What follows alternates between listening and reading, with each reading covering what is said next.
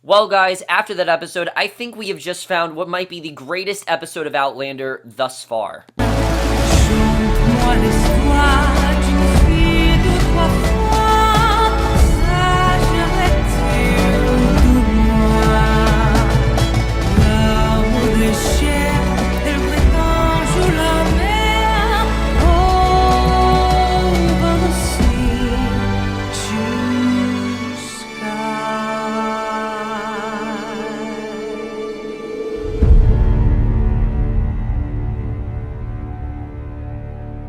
Hey guys, remember for Outlander Season 2, Episode 7, Faith, and holy shit, what an episode this was. I mean, look, this season has been incredible. It really has. I mean, I think that they really have gone so many other places this season. I think there's so many other places we have taken this season. It's always stayed emotionally satisfying, and without a doubt, this was the most powerful episode of Outlander we've had, not just since the rape episode, but so far, because the rape episode, yes, it was very hard to watch and very hard to deal with, but that's something that Jamie has gotten over, and yes, it is something that has pretty much plagued him for a while, but he has gotten over this, and this is, the events that happen in this episode is not something that Claire will ever get over, and we find out a lot more than we ever knew about Claire in this episode, and I think we're really starting to see some stuff that I never really would have thought of, especially with the way the season started. I never would have thought what happened in this episode happens, but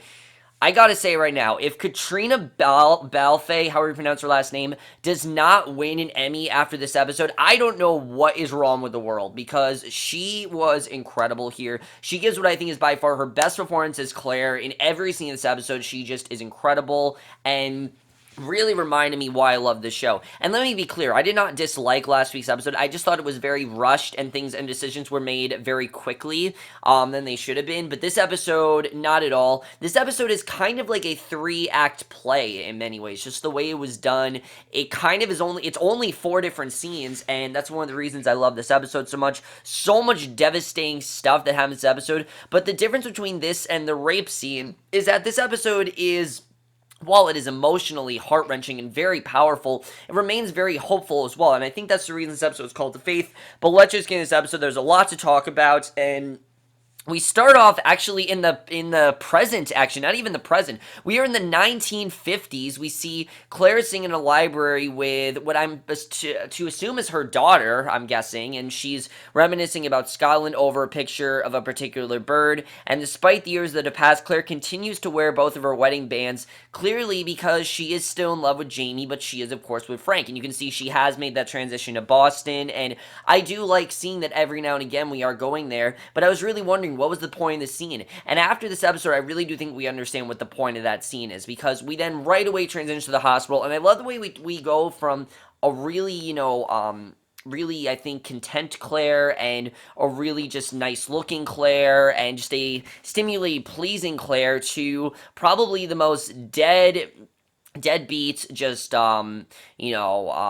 groggy, weak Claire we have ever seen yet. We see she's, collapsed at the end of the previous episode. There are flashes of blood and surgery, and I love for a little while we're not actually seeing what's going on. It's all we're kind of seeing from Claire's perspective. We see Mother Hildegard by her side, and as we move away, we see Claire, knees spread in a very undignified manner on a bloody bed as they clean her up. It is far more blood than can be good for either her or the baby. I mean, this blood is just, it's extensive, it really is, and we're not talking about, like, tons of blood. We are talking excessive bleeding here, and already it was very hard to watch. The first minute of this episode is some of the hardest stuff we have ever had to endure on this show, but also very hopeful as the episode goes on.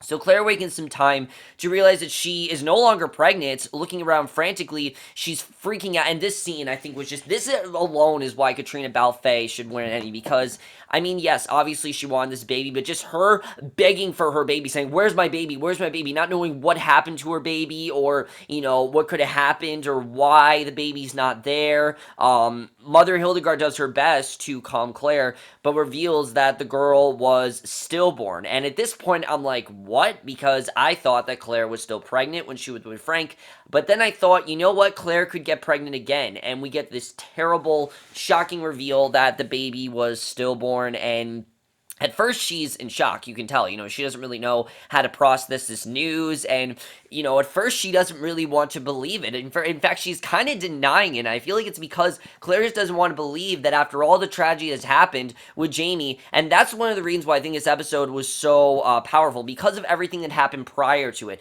She's not just in despair over losing her daughter, she's also in despair that Jamie is in the Bastille and all this had to happen while he was there and he'll never get to be that father. She had that vision of that family, and we see as the horror sinks in, she insists on of seeing her baby and becomes hysterical. And also because if we remember, Claire and Frank, it did not seem like Claire could get pregnant. She did not think she could get pregnant. Knowing that she was pregnant was just a wonder to her, something that really gave her all this confidence. And now losing that baby doesn't just make her lose a baby, she's lost confidence in herself. And she insists on seeing her baby, becomes hysterical, accidentally knocking a statue of the Virgin Mary to the ground as she fights to get out of bed, and her poor mental state is quickly followed by her physical concerns. We see her clearly pale, she's very clammy, and she's on the verge of dying, which is horrifying to see. But for the sake of the child's soul, Mother Hildegard has already had the baby christened with the name Faith and buried near the hospital, and that's why this episode's called Faith, because their baby's name was Faith. And she also has brought a priest to speak the last nights over Claire as a precaution, since her fever is high and has been dragging on for several days, and she's pretty much sure that she's not going to make it, that she's going to die. And Claire asks for Jamie, but there has been no word of him. She doesn't know where Jamie is. All she knows the last time she saw him was that battle, and Mother Hildegard leaves Bolton with Claire to watch over her. And I did really love that we didn't get to see what happened after Claire was with Jamie. This was directly after what happened there, and we see he's a very poor guard dog. We've known how Boutin was overall, but he's a very poor guard dog. However, as Raymond sneaks into the hospital, because he doesn't really do a good job of guarding or anything, because Master Raymond sneaks right into the hospital to see Claire during the nights, and not only is Master Raymond, I think, remained a very good ally to Claire, but here he is going to remain one of Claire's most trusted souls ever because of what he does in this scene, because there's an element of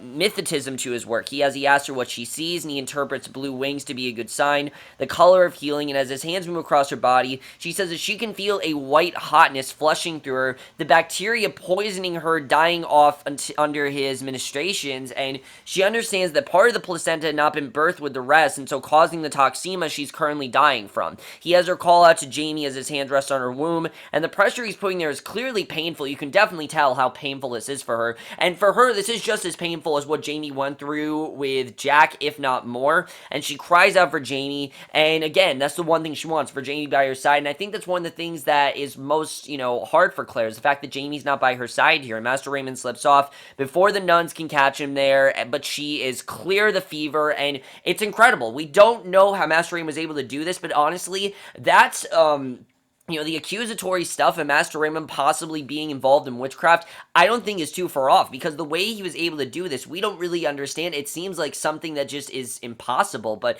it actually happened, and it's really remarkable the way that he was able to save her. I mean, we would not have another season of this show. This would have been the ending of the show if Master Raymond had not saved her. How he saved her, I have no idea, but really, that was incredible to see. We see Mother Hildegard comes to her as requested. She asks for Jamie again. The mother admits that Jamie has been arrested and is being kept in the Bastille because of the dueling. You could tell that Mother Hildegard, I think, knew this and just didn't really want to tell her because of what Claire was dealing with. She was already dealing with so much already that it would have just been too much if Claire had known this information. And because of the dueling, though it would have been real worse if he had killed Jack instead. He tells her Jack luckily is still alive, which is really a relief to Claire, but really is the least bit of relief to her, because Claire is anything but relieved now. He's recovering back in England, and Claire knows this means well for Frank's future, but she's still caught up in grief over what just happened with Jamie, and then Faith as well, and pretty much everything that's happened. I mean, she just can't really get over it, and she feels really betrayed by Jamie, and that's something I love, is that she has this hatred for Jamie in this episode that is really just there right now, and it's not there forever, but she has this real hatred for him, and she, because of his need for revenge, refuses to forgive him, and she eventually does return home. That is basically the end of the first act. We then moved into the second act here, which, again, isn't less, not horrifying is not the word. Well, honestly, yeah, this next scene is pretty horrifying, what ends up happening, and pretty gruesome as well. She still is moving very gingerly. There's formality among the servants as they they line the walk from the carriage to the door. An air of loss and grief hangs over them all, and I love how considerate they all really were to Claire. I mean, it really does show, again, the etiquette of France and how everyone's really classy and things like that, especially in a terrible time like this. And even though she's been accused of being La Dame Blanche, of course, being a witch herself, nobody really seems to be looking at her in a weird way, because no one should have to go through that. And I think anyone that's gone through miscarriages, now, of course, I can't relate to that, but anyone's gone through miscarriages, I honestly think that was a very realistic portrayal. The way that Claire was, denying the fact that her baby died, not wanting to admit that that actually happened, really is hard to watch. And that scene alone, those first 17 minutes, it was really hard stuff. Honestly, I wish I had some tissues near me because I was tearing up there. Now, that's not the scene where I did cry. I'll get to the scene where I cried, but I did cry during this episode several times, and that's definitely one of those scenes. I mean, it was a very hard watch, but not in the same way that Wentworth Prison was hard to watch. This is an episode that I could definitely watch again, while Wentworth Prison I could never watch again because of all the stuff that happens. This episode, it's all internal rather than it's all internal rather than external. We don't see a lot of what's going on, but we hear and we can feel exactly what happened. And her handmaid cannot contain herself. She bursts out crying, unable to see anything, which I thought was very interesting. The way that Suzette just started bursting out and could not even contain herself. The head of the servants, though, who we've not seen assisting Jane with his dressing needs before, welcomes her home. Claire is barely able to maintain her composure because she just can't really get over what happened. And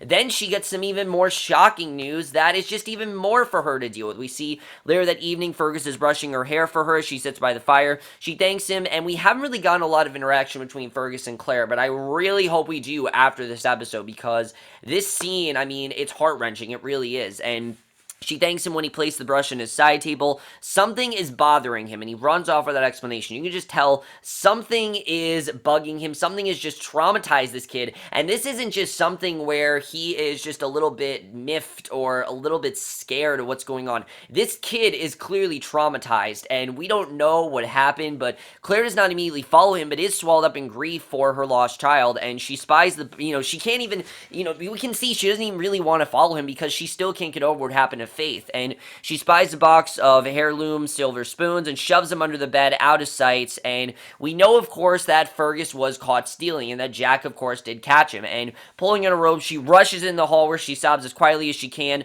and there's a sound that, when again, it just shows how great Caitriona Balfe is as an actress. Not just those big scenes, but also this scene here, just her crying to herself, looking grief-stricken and just looking beat down, like she can't really contain herself. Even the fact that, just because she knows something's going on with Fergus, she doesn't want to just burst out crying, but, throughout this entire episode, she doesn't get to have that moment of finally crying, and, eventually she does, which we'll get into, but for a while, she's not really getting to have that. And there's a sound, though. She finds Fergus in the middle of the nightmare. He refuses to tell her what is wrong at first, but eventually we find out what happened, and the events that happen in this episode are just crazy, because we find out that not only did Jack catch him, he literally forced himself on him in the brothel. That is what started the fight between him and Jamie, and that is exactly what happened. That Jack did, in fact, I think, rape Fergus, is what they implied, is that Fergus was raped by Jack, which is just horrifying to think about. It makes me hate Jack even more than I already did. And I said that Jack was no longer out for revenge. Oh no, Jack is just as disgusting. And I said that Jack wasn't ever less disgusting, but he's even more disgusting. I mean, the fact that he raped a child for what he did, it really shows how merciless he really is, and how he doesn't care really who it's with, and really, how much of a sadist he really is when it comes to sex. He doesn't care who it is, and sex to him, I've said it before, sex to Jack is nothing. It's just something he kind of participates in. And the fact that this is what started the fight makes me love that scene even more. We didn't need to know what started that fight. We knew something happened with Fergus, and now I can totally understand why these two decided to fight, because we know how protective Jamie was over Fergus, and we know the love that Jamie really has for Fergus, the way he loved him like a son, and he feels it's his fault and he's ashamed, but Claire reassures him that it was not his fault, and Fergus grieves her loss to Jamie. It's clear how strong his attachment has grown, even in this short time. Just the fact that these two, it has been for a short time, but he's really felt this closeness to Jamie, and the fact that Jamie is really going to be the one to comfort him. And I love that Jamie isn't there, though, to comfort him, that Claire's the one to do this. And you can tell, I mean, Claire last week, I believe, was complaining about Fergus, definitely, and the fact of what, Jamie did to him and everything. everything, but finally, she does comfort him. We have that great scene between those two, and I absolutely love the way that was done. Very hard stuff to watch, definitely, with Fergus, and of course what happened to him, but I think it was emotionally powerful, extremely just powerful stuff, and I love the way that was done. That kid really killed it, and I absolutely love the way that scene was handled. Really hard stuff to watch, but an incredible scene. So Claire, now fully understanding Jamie's dreams for challenging Jack to a duel, petitions Mother Hildegard for an audience with the king. She wants to ask him to release Jamie from the Bastille, because obviously now she knows what's going on. She doesn't have this hatred for Jamie anymore. The fact that he fought, she knows, wasn't because of her, and now was because of Fergus. Now she wants him released. And Mother Hildegard warns her about what the king's expectations will be, and Clarence says that she's willing to do whatever it takes to save Jamie. And she really does mean that, because what she ends up doing here, I think she's eventually going to regret. But right now, I mean, she does immediately regret pretty much, but it is really the only thing that she can do. And Claire approaches, she surveys both men, putting on a show for the king. She accuses the Comte of having darkness, prodding him for information about the attack on the street that had resulted in Mary's rape. And we haven't seen Mary in quite some time. I did hear we're going to see her again, and the Comte finally loses his patience, accuses her of witchcraft instead, pointing out how he poisoned her and she had lived. And we found out that he did in fact poison her,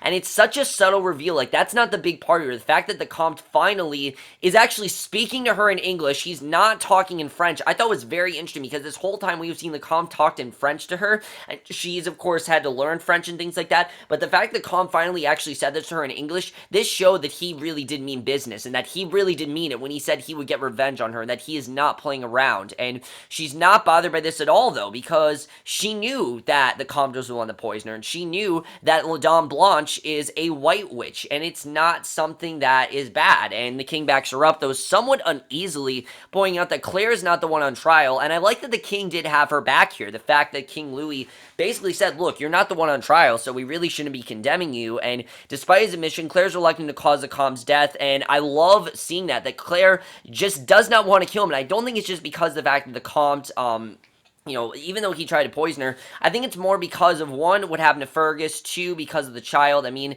yes, this didn't all happen at the same time, but just everything is really added up, everything has really come together, and something that I really do love, that I need you guys to know, is that this did not all happen in the same day. That would not make sense for Claire to lose a child, be with Fergus, and then go to the king in the same day. It does not happen that way. This is definitely like over a week or over a couple months even. I mean, I don't know how long this episode really is supposed to take place, but you really feel that Claire just doesn't want to see anyone else die and anyone else have something bad happen to them. But not liking this answer, he insists on making an example of one of the men and brings out a venomous snake in a glass tank, which we finally know what that snake in the intro means, which I love seeing, saying that a true believer can handle snakes and not be harmed. And knowing this would end badly for the man who just saved her life in the hospital, she proposes an alternate test, one of poison, and the king allows this. And the plan she has here is really interesting, because one of it involves killing possibly Master Raymond, and she prepares the bitter cascara that was among the items brought from Master Raymond's shop, and this would make both of the men sick but not kill them. And this basically is trying to show that she's not a witch and that this wouldn't do anything to her. It's not actually what he poisoned her with, but she asks for their release if they live, but the king is not amused by her insisting and urges her to proceed, that this really isn't a good idea, what's going to happen there, but to do it anyway. He's thinking that they're just going to die. And Master Raymond, understanding what she has done, drinks from the cup, doubles over in pain, and you can tell that he's in pain, but he knows why Claire had to do this, that she really didn't have any other choice. And that's something I love about Master Raymond, is that even though he is suffering, that he is in this pain, he knows exactly why she had to do this. And after a moment, he recovers. He hands her back the cup. However, as she's turning to the Comte, her white necklace turns a deep black to both of their horror, and she realizes that Master Raymond had slid poison into the drink, and if she hands it over, it will in fact kill the Comte. And he realizes this as well, and the king pressures them to continue. And it really is crazy the way that Raymond slipped that poison in the drink, because I think he knew, one, we know that Master Raymond has always been out to get the Comte. We've always known this. This is nothing new, and this is information that we've always heard about. Two, there's also the fact of Master Raymond always, like I said, he's always had this personal vendetta against the Comte and everything that's happened there. But there's also the fact that Master Raymond, we also know, was always been on Claire's side. And I think he always knew that the Comte did poison Claire. And he realizes this as well. The king presses them to continue, and after some final words, the Comte, knowing his fate, he drinks the poison, and he is willing to die. And Claire even said that she saw in his eyes, that he wanted to die, and he dies. The Comte is dead. And in many ways, I'm glad he's dead. One, because I feel like if they'd be keeping him on, it just wouldn't go with the character. We saw the Comte as someone who feels terrible for what he did to Claire, and that's something I love, because he was presented as a man who really was savage, but it really does show how the Comte is nowhere near as bad as Jack. Jack would not have died. Jack would have not drinking the poison. He probably would have, thrown the poison at someone, would have raped probably someone there, because that's what Jack does, and Comte, however, he truly does feel terrible for what he did. Yes, he wanted to get revenge on Claire, but he never thought it would have to turn to this, and he never thought that Claire would live, and he really knows that Claire did outsmart him, that in the end, Claire did win. He can't believe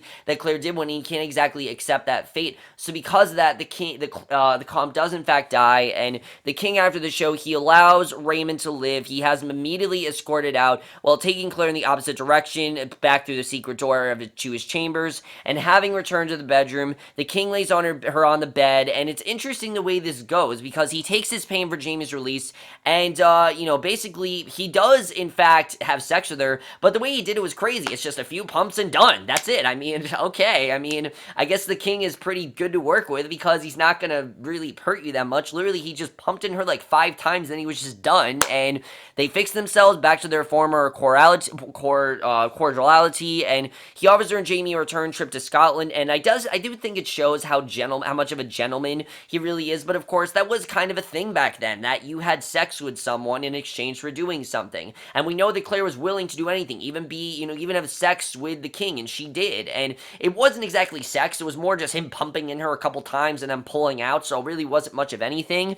But he offers her and Jamie a return trip to Scotland as well, and she's kind of, this is kind of just a wake-up call to her, because of all the damage that's happened in France, it might be the best thing for her to return to Scotland, and she takes her leave as if nothing had just happened, and she's clear on her way out, though she is both stunned and unsure of the events that have just transpired. She looks like nothing has happened. She looks like everything's okay, and she goes back, and Jamie returns home that evening. He's disheveled, and he has this long growth of beard, and it really does show how much time has really passed, because we have to, think that he's been this basti for a while. And I like seeing Jamie really unkempt, because Jamie's always someone that presents himself really well, and he's really presentable, but here, he looked like Tyrion, honestly. If I had to say anything, he kind of looked like Tyrion there, but we don't know what's going to happen here between Jamie and Claire. There's a lot that he doesn't know. There's a lot that's going on, and it's this really fantastic scene. I love that in this scene, Jamie doesn't have anything against Claire. He can totally understand why she did the things he did, and that it really just show how loving Jamie is towards Claire and how he'll do anything for her. I love the way this was done here, because, of course, the first thing he asks her about is the baby. He wants to know the state of the baby, how the baby is, and she, for the life of her, because of everything that she's gone through, she can't answer him here. She can't give him an answer, because she doesn't want to admit that the baby was killed, and she finally tells him about Faith, and of course, because of his suffering, she knows what happened to him in the Bastille. She doesn't really want to tell him, but Jamie insists he tried to keep his promise to her, and she doesn't even care. She tells him about Fergus's confession, and she doesn't even really care, and he asks her if she hates him, and she admits that she did. I love that she said, I hated you because of what you did, but now she knows why, and we get that incredible scene here. Claire tells him as well about getting to hold their daughter so that she would not be left with just her imagination, and she talks about Faith's red hair and the stained and the slanted eyes like her father's, and we hear her singing a lullaby to the child of memories, and at this point I was crying in this scene. And especially this next scene, very unexpected. Louise comes to see her now later in the evening, and Louise is a true friend, surprisingly. I thought Louise would be someone that would just, stay back and not really do much of anything, but it does show that in the end, Louise is a true friend to Claire, and that Louise clearly does truly care about her, and I really did like seeing that. And it's not that Louise hasn't really been presented that way, but we know the way she acts with Mary, and we know the way that Louise acts with pretty much everyone, that she thinks she's better than everyone else. But despite that, she does really have the genuine friendship for Claire, and she really does care for her, and I love seeing that. Basically, Claire's still holding and singing to the baby. She asks her to hold Faith, and we see the insanity drain from her, knowing that handing a child over means admitting that she is dead, because she doesn't want to admit that Faith is dead. And I love seeing this here, that Claire did go slightly insane. She did not think that this baby was alive. She wanted to pretend that this baby was, alive, and that it was dead, and it wasn't dead. And she hands her over to Louise, and the reality finally sets in on her. It's very sad to see, but finally the reality sets in. Claire knows that she pushed Jamie to do what he did, that she put Frank ahead of their family, and she actually apologized to him here. In fact, she blames herself for what happened to Faith because she followed him out there despite knowing it was not the best thing for her child. I mean, we knew throughout that episode, Jamie kept saying, think about the baby, think about the baby. We knew that she was in a bad state with the baby, and she probably would have had the baby in that episode, and the baby probably would still be alive if, Claire wouldn't have gone out there. And it's really sad to see. Jamie says he's already forgiven her for that and anything else she could ever do, and he knows that she's suffering, and Claire informs him about sleeping with the king to secure his freedom. And I love that Claire basically is kind of just doing penance here. It's kind of like when you go to a church and you confess your sins. That's what she's doing to Jamie. She's confessing all that she has done. She's saying everything that he should blame her for, but he's not blaming her for a single act of anything that she did, because he knows why she did it. He knows she did it all for, she did it all for him, and that everything that she did wasn't done just because she wanted to. She even informs about sleeping with the king and to secure his freedom, and he doesn't even care, because he gave himself to Jack to save Claire, and they both knew they cannot be the same now as they were. And that's the thing I love here, is that Claire is now on the same level as Jamie. They're both equally just as damaged. They both have traumatic experiences, and they both have things that neither of them will ever really get to bond over. Claire will never feel that pain that Jamie went through, but now she finally has. She's felt that emotional torture. She's felt emotional pain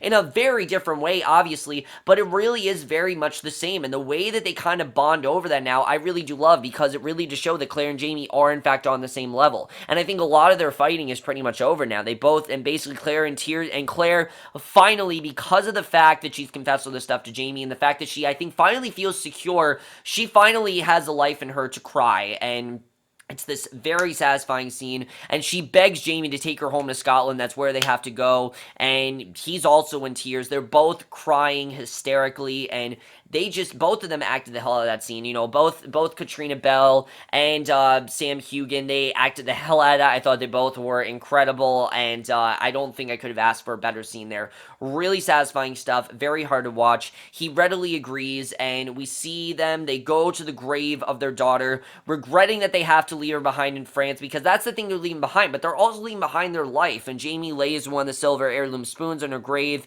I was crying here again. I mean, from that scene when Claire's confessing Jamie, I was basically in tears. I really was, because everything Claire went through, no one should have to go through. Everything that Jamie's gone through, they're going through so much personally, but they're also really feeling this closure. They finally feel like they've moved on, and he takes Claire's hand, saying their goodbyes to Faith. It is an incredibly satisfying end to a very traumatic episode, and that is how it ends. And I honestly applauded after that episode, because this is something that is just incredible. This is a whole new level for Outlander, and for me, I think it's the best episode of Outlander so far, without a doubt. If I had to pick a favorite episode of Outlander, this would definitely be way up there. I loved everything about this episode. Every scene just worked so well. Every scene, I just felt that emotion. I felt that pain that Claire was going through. I felt pretty much everything throughout this entire episode. I think everything in this episode that happened, between, Claire losing her daughter,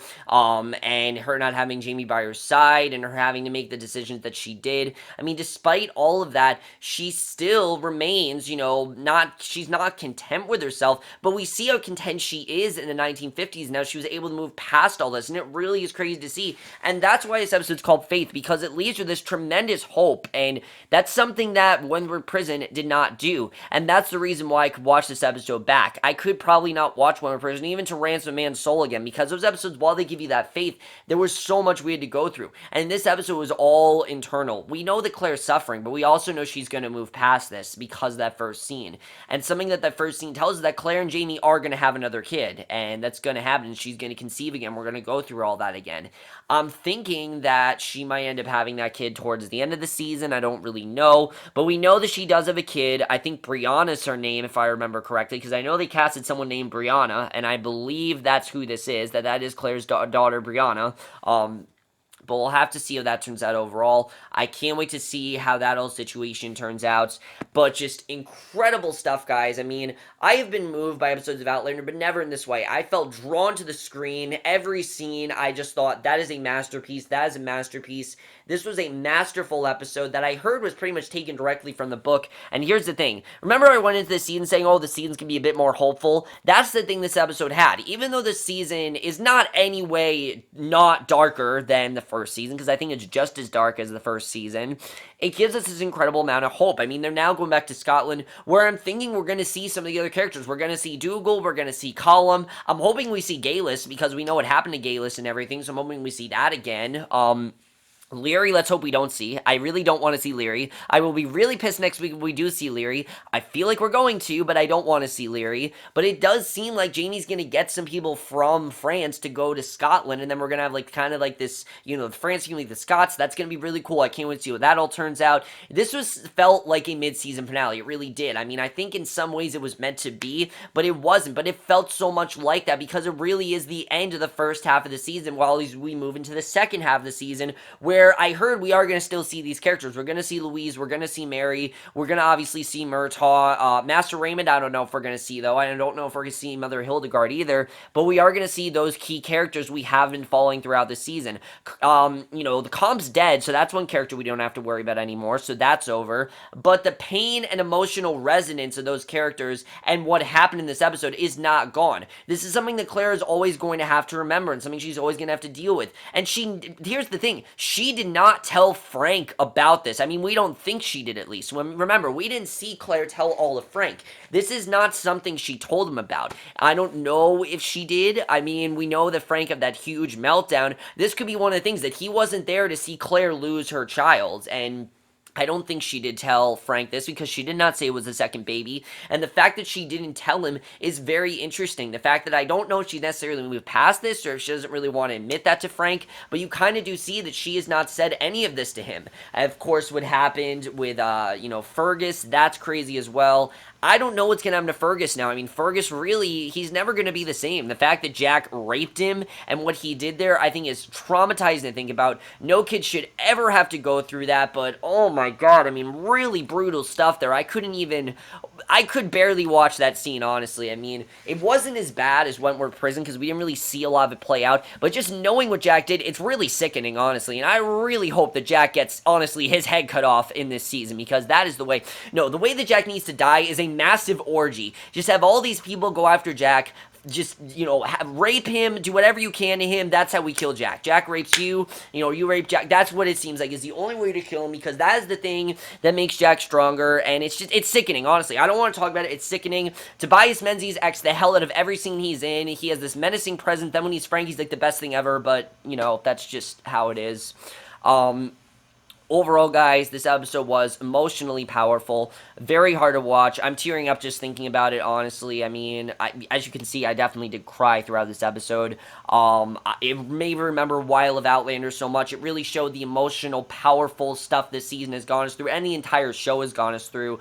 And I really don't know how they top it from here on out. I mean, I'm sure they will, but from here on out, I don't really know how we top it. I mean, this episode was just on a whole other level. I mean, if there was an episode to submit for Emmys, this is the episode you submit for Caitriona Balfe. I mean, she better get an Emmy.